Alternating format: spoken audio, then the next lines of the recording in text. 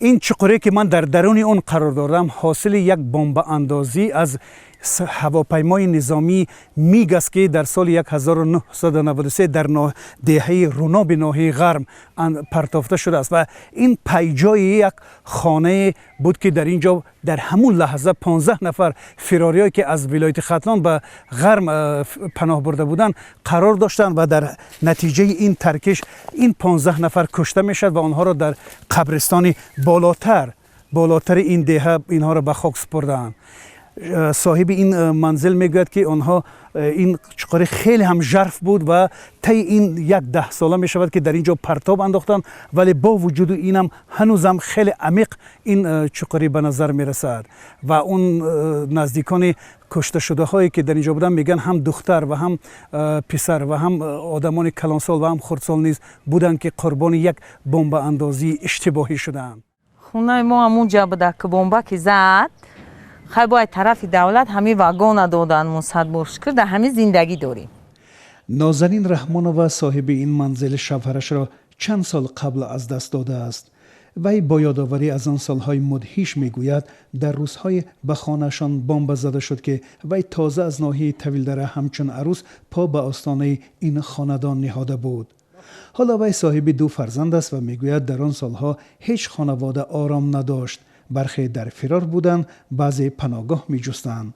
با گذشت این چند سال شکر آرامی و ثبات را می کند که حتی 1 دهان نان یافته‌اش را آرام گرد دسترخوان با فرزندانش تقسیم می کند. جنگ‌های شهروندی بود، مردم تماما در هراس بودند. هیچ کجا رفتن نمیتونستند، شب‌ها گشتن نمیتونستند، از یک منزل به منزل دیگر رفتن نمیتونستند. چون که همین دشمنای خلق، دشمنای دولت سری روی همین نمیگرفتن، مردم فریب میکردن. بچه‌های ما اینم خیلی مایده بودن، شوهرم خیلی مرد در دم جنگ و اینم چند آدم سالدات هم خیلی رو در ماشین قطعی زندگی میکردم و رو نگاه بین کردم چند سالدات خونم دمی قدیره زندگی میکردم. آدما رو میدیدم ایزورچو پرتفتگی کودکا رو تو حتی میدونی تو حتی همین گولکا رو دسترخواب دنگله کردن. کودکا شاید دستشو گرفتن دنگله کردن. ایو طرف گشتن اومدن، ایو طرف اومدن گشتن من یه نولانون داشت هوایی رو دادم. فهمیدی؟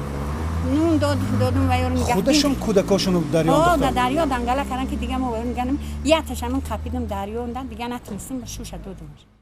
بینندگان عزیز، ما در روزهای آمادگی به جشن وحدت ملی تاجیکستان که روز 27 ایون تجلیل کرده می شود در شهرک غرم در ناحیه رشت قرار داریم و شما خوب می دانید که در سالهای 1994 95 96 ناحیه های به مثل ناحیه طویلدره، چیلدره، ناحیه تاجیک‌آباد، هایید و رشت در سرخط خبرهای داغ رسانه‌های خبری هم تاجیکستان و هم خارج تاجیکستان بودند که این خبرها حاکی از کشتار و از بازداشت و از درگیری‌های نیروهای حکومت تاجیکستان با رزمنده‌های سابق اتحادیه پاکستانی تاجیک بودند و در این عملیات‌ها 10 نفر کشته می‌شدند و در این عملیات‌های جنگی دو جانب نیروها و سلاح‌های وزین حتی از چرخبال از هواپیماهای حربی استفاده می‌شد، تانک و توپ استفاده می‌شد که هنوزم در بعضی از منطقه‌ها به مثل طویلدره آثاری از این چیزها خیلی روشن به نظر می رسد. امروز مردم نه از مرگ